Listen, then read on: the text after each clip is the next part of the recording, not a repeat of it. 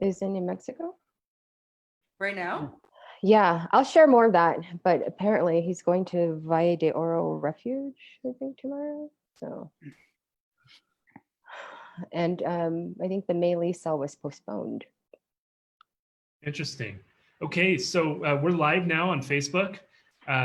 Thank you so much for joining us today. I'm Jeremy Nichols, the Climate and Energy Program Director for Wild Earth Guardians, and I have with me Rebecca Sobel, Wild Earth Guardians Senior Climate and Energy Campaigner. We have two guests today. Maya, do you want to introduce yourself? Yeah, sure. Well, my name is Maya King Flaherty, and I'm an organizer with the Sierra Club Rio Grande chapter here in Albuquerque, New Mexico. And we have our friend Mike. Hi, I'm Mike Eisenfeld with San Juan Citizens Alliance in Farmington, New Mexico. Thanks so much for joining us today, Mike and Maya. And before we get going, I just want to, we like to take advantage of the beginning of these live broadcasts to give a shout out to all the frontline service and healthcare workers out there working to keep us healthy and help us weather this COVID-19 health crisis. And I want to just highlight too that the COVID-19 health crisis is really hitting the Navajo Nation and tribal communities in general really hard, especially in the American Southwest. So we're going to post a link here to some friends of ours in the Eastern Navajo Nation are trying to raise money for COVID-19 relief. They need to buy PPE, food, supplies, water, you name it, and they need support. For those who may not have heard, the Navajo Nation, the rates of coronavirus infection are now higher per capita than anywhere else in the United States, higher than New York, higher than New Jersey. So it really speaks volumes to how serious things are right now on the Navajo Nation and in tribal communities in the American Southwest. So please, if you can, make a donation and support the relief efforts there. We're talking today about not only what's happening in Northwest New Mexico in terms of the COVID-19 health crisis, but what's happening in that region, which we often refer to as the Greater Chaco region. What's happening there in terms of the Trump administration's latest plans to expand fracking in that area. And, the region has been under siege by the oil and gas industry for years now. And the Bureau of Land Management had made a commitment to us a few years back that it was going to develop a plan that would increase protections for the region's cultural significance, its clean air and water, its communities, its health. And what they dropped on us at the end of February was anything but that. It was a list of broken promises, literally. What this plan would do is open the door for thousands of new fracking wells in the Greater Chaco region and open the door for more encroachment of industrial oil and gas development upon this culturally significant landscape. And Maya and Mike, Wild Earth Guardians have been working with Maya and Mike and other groups for many years now with Sierra Club and with San Juan Citizens Alliance to try to confront what's happening in the region. And here we are, we're in the throes of kind of fighting the good fight still. Maya, I wanted to see if you could speak a little bit to, what's your impression of what's happening right now in terms of the Bureau of Land Management's proposed plan and what it means for the Greater Chaco landscape? Well, Chaco represents so many issues like environmental degradation problems that stem from oil and gas drilling on ancestral, tribal, and public lands. It invokes a history and continuation of the federal government failing to consult with tribes and respecting culturally sacred lands. And for me, it represents how we as a country treat and sacrifice and marginalize people of color who more often than not are socioeconomically less fortunate and therefore more vulnerable and predisposed to environmental racism and the associated costs like impacts to public health, air, and water quality. And the fight to protect Chaco, it's so layered. And of course, we are totally dumbfounded and astounded, but somewhat not surprised that the BLM and the Department of Interior have ignored the multiple requests from our governor, from our entire delegation, to multiple organizations, the Energy and Mineral Natural Resources Department, to kind of delay this comment period on this plan that's going to impact so many people, millions of acres. Over 93% of lands in the Greater Chaco region are already leased. And so, yeah, it's really surprising, but We engage in many environmental issues, including protecting public lands from fossil fuel extraction. And so we just really try to leverage and support some of the frontline communities who are fighting this great fight and making sure that issues impacting air quality, public health, the environment are kind of at front and table. So Yeah. And Mike, you and I, we've been at this for over a decade now. I first met Mike, gosh, 2008, 2009, around there. And man, I mean, everything was front and center in terms of oil and gas unfolding in the Greater Chaco region. Share with us some of your thoughts. Yeah, well, I think that we have been sort of fortunate to be participating in trying to understand, what's proposed in the Chaco area. I mean, the Greater Chaco landscape is just a tremendous heritage area and just a kind of such an important part of where we live in northwestern New Mexico. And so over the years, we have been dealing with encroachment of oil and gas kind of in what's known as the Greater Chaco area. And then in like 2014, the BLM announced that they were going to be analyzing the drilling and production of 3,000 new oil and gas wells associated with the Mancos Shale and Gallup formations. And so at that point, it was sort of, oh gosh, the boom is coming back in northwestern New Mexico. In Farmington area, of course, so much is reliant on the ebbs and flows and booms and busts of oil and gas development and other natural resources. And so at that point, I think that we were of the opinion that if that was a proposal that the Department of Interior was responding to, that they had to do an adequate analysis. And we have never really seen an adequate analysis of what has transpired. And in the meantime, they were piecemealing these new wells, and these wells are these, massive multi-stage hydraulic fracturing sites. And there's no doubt that these sites are heavy industrialization. And then as the coalition has grown, all of us working together, like the four of us on this call, I mean, I don't know how many meetings we've been to over the years, Right. but, if it isn't a lease sale or a resource management plan amendment or actual sites on the ground or the connectivity, or we had pipelines. I mean, it's this industrial mess. And ultimately it's incompatible with what needs to be protected with the Chaco phenomena. And so anyway, I think that as much as, people hope that we can go in and have sort of a friendly conversation with the Department of Interior and, figuring out a path ahead. I don't think that they're interested in us being part of the dialogue. I don't think they can be trusted. And I think it's evident time and time again that they're basically, just trying to deliver to the oil and gas industry. And I just think that that's really unfortunate. And I'm thankful that more and more people are involved now, because, way back when we kind of started out on this in like 2007, 2008, there wasn't as much attention as I thought was needed. And now I think the attention's there. And I think that's a testament to the groups on this call. And I'm thankful for that. Yeah, absolutely. And just so folks know, a lot of groups have come together kind of informally, but a little formally under the banner of the Frack Off Greater Chaco Coalition. And you can actually access, there's a website, frackoffchaco.org, with lots of great resources and materials there that our organizations have helped prepare over the years. It's a great clearinghouse for action alerts that groups like the Rio Grande chapter of the Sierra Club put out, or fact sheets that San Juan Citizens Alliance puts out. A great resource. And it's been so awesome to see that coalition come to be and to be such a force for good.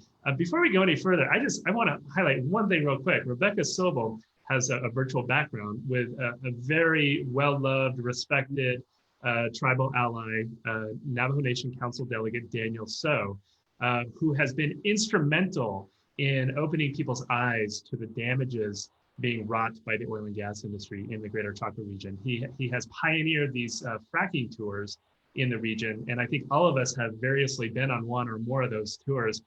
Rebecca, tell us a little bit about Daniel and why do you have him in your virtual background? Hi everyone, Rebecca Sobel, Senior Climate and Energy Campaigner with Wild Earth Guardians. We actually just came from another webinar with US Congresswoman Deb Haaland and Navajo Nation Council Delegate Daniel So. Daniel was unable to participate in the Zoom webinar because he has unstable, unreliable broadband internet access. So he had to call in, and I made him this photo of him actually leading one of those fracking reality tours as my backdrop. But the fact that Daniel can't call in, that Council Delegate So can't call in to our Zoom meeting is also a problem where not only Council Delegate So and many of the most impacted folks that live in these areas don't have reliable access to broadband and can't participate reliably in internet forums. And that includes public forums from the Bureau of Land Management when they move those online, and also more regularly when decisions are made that happen in Santa Fe, a couple hundred miles away, or often in Albuquerque. And I think that also underscores the coalition and our work. You know, it's great to be on this call with Mike and Maya, and we have done a lot of work throughout the years, certainly. But also there are a lot of folks that are on this call, a lot of folks that we meet with regularly in the counselor chapter area of the impact of that's probably the most impacted chapter in response to this fracking. And part of the reason that we have to work as allies, as environmental groups that have more resource, as groups that have the capacity to sue the federal government, is often because the communities that we're working with don't have that same access. And so our coalition, while we are ragtag and formal and informal in many different ways, we also complement each other and we play to our strengths, because it's a lot easier for me in Santa Fe to talk to some of the state agencies that are responsible for pollution controls and health controls related to this fracking. And Mike, who's up in Farmington, can be at the BLM Farmington office at a drop of a hat. And Maya's in Albuquerque, where half of the population of New Mexico lives. And that's sort of emblematic of the Chaco Coalition. Daniel So is on the ground in the tri-chapter area giving fracking reality tours. And it takes all of us working together in our different facets to help spread the word and build power that hopefully, with all of you watching and all of the power that will continue to be built, we can stop the desecration of this landscape. But we've got a bumpy road ahead of us. Yeah, I mean, we're up against just extreme indifference right now to people's health, to people of color, to communities of color, to the COVID-19 health crisis. And Maya, you flagged that right now people are they're begging, they're pleading for the Bureau of Land Management to simply extend the public comment period. Putting aside all the concerns about their plans to expand fracking, people just want a break. And the Bureau of Land Management is refusing to accommodate those requests. And so instead, they have the audacity to hold these virtual public comment hearings over the past week, starting last Thursday. And to say that they were a travesty and a mockery of their public engagement process would be a tremendous understatement. And Maya, I know you participated in some of those hearings. What was your takeaway? Well, God, I had so many. I mean, first off, as you mentioned, we're in this pandemic period right now, and the Navajo Nation has been hit particularly hard. And to hold them is it's simply, it's a slap in the face. It's a disregard for people. People are not focused right now on reading a 100-page plan and, being able to comment on it technically. People who are, in this decision area where this plan is going to impact the most don't have adequate internet access. And yeah, I participated in a couple of them, and I provided public comment. I can say generally there were very few individuals kind of in the planning area that this plan is being proposed that were able to participate in that call. There were very few tribal government officials as well. And we heard about Daniel So and and other frontline communities. Say Sam Sage is another person. He is from Counselor area. He's a community services coordinator. He wasn't even able to participate in these calls because he's having to make sure that, you know, people in his community have the food and the resources that they need. But I can also say, for those of us who were fortunate enough to be on these calls, there were connectivity issues. Some individuals had problems just being able to dial in. Some people got cut off while they're in the middle of making their calls. And yeah, I think the BLM did a really good job of just highlighting the absurdity on their own. So. Yeah, and you know, just to you know, underscore, like, to read and pour through all these documents and materials right now at a time when we're in this health crisis. I think Rebecca just got mailed a hard copy today. Rebecca, yeah. Let's just put it into context for folks that this plan started in 2014. Really, the bad plan started in 2003, but this new plan 2014, and then February 28th is when we were announced finally what this plan would look like. Today, in response to a request, I just got mailed what the plan is. So I don't know if you can see this because it's kind of blending in your virtual background. Blending into let me switch my virtual background off for a second so you can see. It's actually about 700 pages. Oh, it feels like more than that, Mike. I don't. Yeah. So I'll show folks. It's. You got it. 115 pages. Where your video. So much. Oh no, really? Sorry. There this we is go. just one book. That's one. One out of how many? 4 or 5. They keep going. Hold on, they've fallen all over my room. And now public. I have, because I received this today, technically I would have 8 days to read all of this and provide excellent or substantive comments to the Bureau of Land Management by the May 28th deadline. Good luck. God, look at that. So BLM just sent that, and May 28th is the deadline. It's again speaks volumes to the absurdity. Mike, you were at one of the hearings too, right? Yeah, I you know, we of course sent a letter in about a month ago asking for a pause. I mean, the guidance from the Department of Interior was that that pauses should be provided on projects like this based on certain criteria. And, you know, we feel like being in the middle of the pandemic, that it's basically impossible for the Bureau of Land Management, the Bureau of Indian Affairs, and Department of Interior to do their job in terms of what public participation is.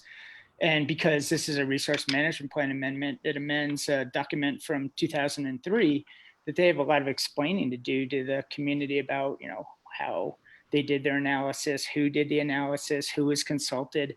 And as part of this process, the resource management plan, at the time that this was first started in 2014, it was projected that there was this huge need for oil and gas development and another boom coming. And that's turned into a complete bust up here in the northwest part of the state. And we would say that, you know, the BLM, the BIA, the Department of Interior, this is a area of potential effect of 4 million acres. And so they really should get going on a new resource management plan, which should be out by 2023 if they were doing their job right. And, you know, basically, they kind of initiated this process, and now they're doing a hack job on it. And they really haven't done anything, in my opinion, to evaluate what the Mancos Shale drilling and production is. And I also think that, like I said before, there's way more entities involved. I think there's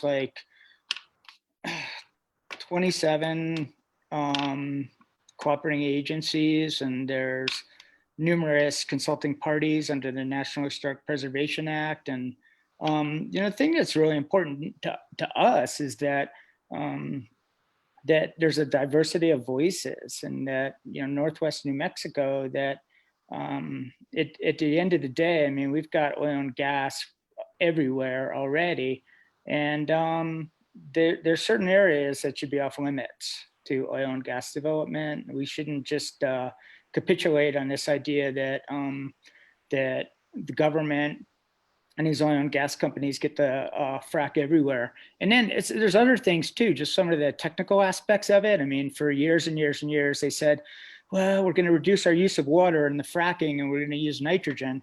And now when you read this document, they say, oh, we're going to use slick water, and massive amount of water needed for oil and gas development and their frack jobs. And it just doesn't make sense. And then the people in these offices, like the Farmington field office, they keep going, well, we're not the decision makers. That comes from Washington, D.C. And it's like, if you're not the decision maker, go away, resign, like you're wasting our time. Yeah. Hey, Mike, Yeah. can I ask you also, because you've lived in the area for decades and raised kids in the area, work in the area, have a wife that works in the area. For decades in the oil and gas fight, like you said, we've been talking, we've been hearing that economies need this drilling, right? That this is good, businesses need it, it's good for the economy. And now New Mexico is facing $1 billion deficit because of the falling crash of oil and gas, and these wells are potentially revenue negative. Can you speak to how the oil and gas economy has sort of changed the culture, the fabric in and around Farmington, and whether you think we need an oil and gas economy to rely on sustainable communities? Yeah, well, this Farmington is trying to reinvent itself basically as a tourism destination and for recreation and for retirees. And the past 5 years here, we have seen declining oil and gas. And this is primarily a natural gas basin. There's oil kind of down in the Greater Chaco region, kind of Counselor, Nageezi, Liebrook. That's why that area kind of remains of interest. So that's a high development area. But up in Farmington, I mean, really, this place is a dead zone. And we have the prospects for drill rigs up here, I think, is 0 for the next 2 years. But we have like the remnants of 20,000 oil and gas wells, everything connected by pipelines, a lot of facilities that are old, decrepit, in need of maintenance. And then we've had a lot of the big companies like ConocoPhillips have left the basin and sold to smaller companies like Hillcorp. And I don't think Hillcorp has any interest in upholding the responsibilities that are part of their conditions of approval and stipulations, like to clean up their sites, to reclaim, to revegetate. And I think what we're seeing right now is just a massive amount of shut-ins because a lot of these wells are no longer economic.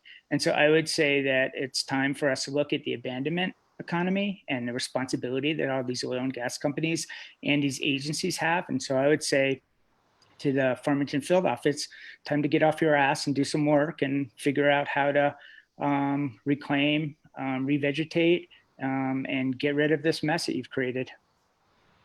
Yeah, it really, like, this is the moment for transition to really take hold and to start putting people to work to help reclaim these sites. Get the pipes yanked out of the ground, get the vegetation restored. I mean, it's a tremendous opportunity. Unfortunately, they seem so dead set on rubber stamping more fracking. It's we have a challenge ahead of us to get the Bureau of Land Management to change. And it speaks volumes to the need for people to get out and vote this year. We have, I mean, this is all about politics. It's all about who's in the White House right now. So we have to change that, and people need to get the vote out. So, Mike, thanks for that perspective. And just so folks know, Farmington is in San Juan County, which right now has experienced more deaths than any other county in New Mexico from COVID-19. A lot of the impacts have been felt on the Navajo Nation, but the entire county is reeling right now. So I hope you're hanging in there, Mike, and hope you and your family are well. Yeah, no, I think that like part of all this work has been sort of an acknowledgement and respect for the diversity of the area, and there's a complexity here in the Four Corners that jurisdictionally, and also just that that I think that Rebecca mentioned it on the earlier call today, but there's sort of this idea of like this area is a national energy sacrifice zone where everything's exported out of here. And I think that fundamentally needs to change, and that we don't see a lot of progressive policy here because we're just thought as a revenue generator. And so I think that our coalition, the groups of folks, we're also sort of amazed by what's here on the ground. And I mean, if you go to Chaco, or you go to some of the outliers, or you go to some of the communities that we're invited to, like the Council Chapter House, just to experience something like that and to be with the community. And I mean, some of the people that I've had the opportunity to work with, I'm going on 20 years now. And I don't take it lightly, and that trust can be broken real quick. And I think the reason that we've been successful in a lot of the things we've worked for is because we've retained that trust. And I think that the messaging on this is that we should be doing much better, and we should not just go with this idea that everything has to be drilled. And then we look back, 20 years from now and go, oh, that's too bad that, the Chaco area got drilled to death. I think that, frankly, it's appalling. Yeah. The silver lining in it all is, as you mentioned, Mike, that more and more people are coming together to speak out against what the Trump administration and the Bureau of Land Management, what they're moving on. And, I think we've seen that in the past few weeks, where we've had, New Mexico's entire congressional delegation calling for the Bureau of Land Management to put the brakes on this process. We had the governor send a letter yesterday. We've had local officials weigh in, and the mayor of Aztec, which is a town near Farmington. And so it's just been amazing and inspiring in many respects, even though it is incredibly frustrating as we all participated in these hearings, just to just feel the coldness, the chill from the Bureau of Land Management. But I still feel like it's looking promising. So one thing that we put together in response to the BLM's virtual public hearings is we've come together to organize a people's hearing to defend Greater Chaco. And it's kind of coming together organically, but we hope that it's kind of an antidote to what the Bureau of Land Management has put out there. And Maya, I know you and Rebecca have been working on it. You want to speak a little more to this people's hearing to defend Greater Chaco and what that's all about and the details? Yeah, sure. So, it might seem weird to have like this people's hearing, virtually, when a lot of people weren't able to, participate in these BLM meetings. But we also wanted to make sure that there was an outlet for the public and kind of our grassroots, to kind of chime in. And we're holding this public hearing on May 27th. It starts at 3 p.m. It'll go all the way until about 11:30 p.m. We just want as many people to comment as possible. It's going to be over Zoom, and it's going to be live recorded. And those comments are actually going to be submitted administratively in the record to the Bureau of Land Management. And so, we want everyone to come. I think it's just absolutely egregious to have these virtual meetings. But if people have something to say and they want to give, comments further, we are providing this outlet to do that. Yeah, and it's on the Facebook event as well. The frack. Yeah. So, and it's facebook.com/frackoffchaco. Look on the event page there. We're going to post a link to it as well. And yeah, as Maya said, we want to give people as much time as they want to talk. We want people to be able to show their faces and see other people in the meeting too, which is one thing the Bureau of Land Management didn't do. You couldn't see anybody who was a part of the public hearing. I mean, it was as far away from a real public meeting as you can get. And we are offering to read comment letters that people send to us, emails, whatever, or to play videos or even audio files. We're trying to do everything we can to make sure people are heard, even in this time of crisis and time of us having to stay at home. So mark your calendars, please participate. And thank you, Maya, thank you, Mike, for helping to plug that too. And looks like we're coming in on time here. I just want to say thank you so much to Maya King Flaherty with the Rio Grande chapter of the Sierra Club and Mike Eisenfeld with San Juan Citizens Alliance. Check them out online. We're going to post links here. Oh, I think we already have. And follow them on social media too. Maya, what's the best way to follow the Rio Grande chapter of the Sierra Club on social media? You can follow us. We've got a Facebook page. It's the Sierra Club Rio Grande chapter Facebook page. And so just like us, we tend to post updates, any calls to action regularly. We also post on the Frack Off Greater Chaco Facebook page. And we will also be sending out an alert, but we also have on the Frack Off Chaco, Greater Chaco Coalition page, we have a active action for people to be able to submit their comments for the RMPA plan. And we'll also be delivering those to the BLM too by deadline. Awesome. And Mike, how can people stay tuned into what San Juan Citizens Alliance is up to? Yeah, so we're www.sanjuancitizens.org, and we also try to keep our members and others kind of up to date with alerts. And I would just say that there's a lot of moving targets, but this particular project, the Mancos Gallup Formation Resource Management Plan Amendment, EIS, this has been going on for years. And so I think it's just important to know that we have a lot of fortitude, and we're going to be continuing to work on this, and we'll put in extensive technical comments. But I think that if you're interested in northwestern New Mexico and kind of some of the really cool things to do, like go out to the Bistai or the Slichupa Wilderness, or some of the things that are really bring people here, that sort of counters all this work that we have to do to kind of keep like the 3,000 new wells out. But I think that Maya and Jeremy and Rebecca have done an absolutely incredible job, and there's strength in numbers, and there's a lot of people have this sentiment that things aren't being done right. And so I think that let the Department of Interior know that this is no way to be managing our lands, and that communities are really at risk by the actions that they're taking to allow this unanalyzed oil and gas drilling and production to continue. Yeah, and I want to give a plug for the Farmington area and that Northwest New Mexico country, having been out there a lot, many cases out with Mike, trotting around in the Chaco area.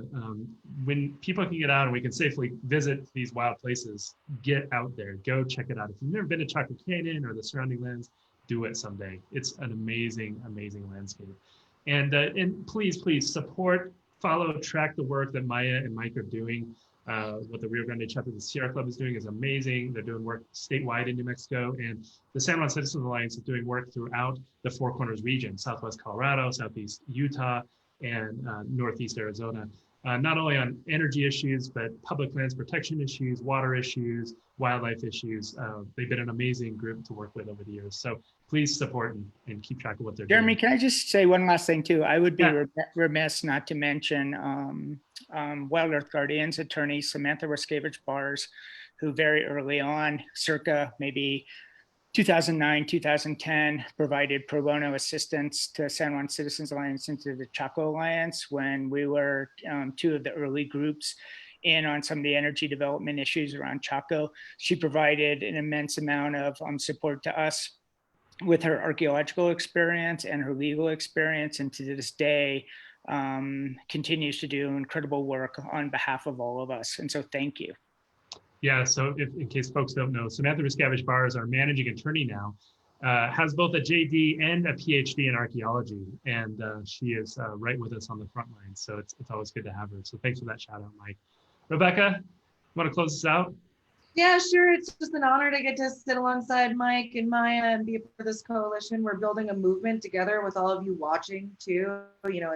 Mike mentioned the complexity of this issue, how there's a very delicate and intricate tapestry within this landscape of cultures and interests, and everybody, these are public lands. It's also our climate. We all live on the earth, and this is a sacred, irreplaceable cultural landscape to countless tribes as well.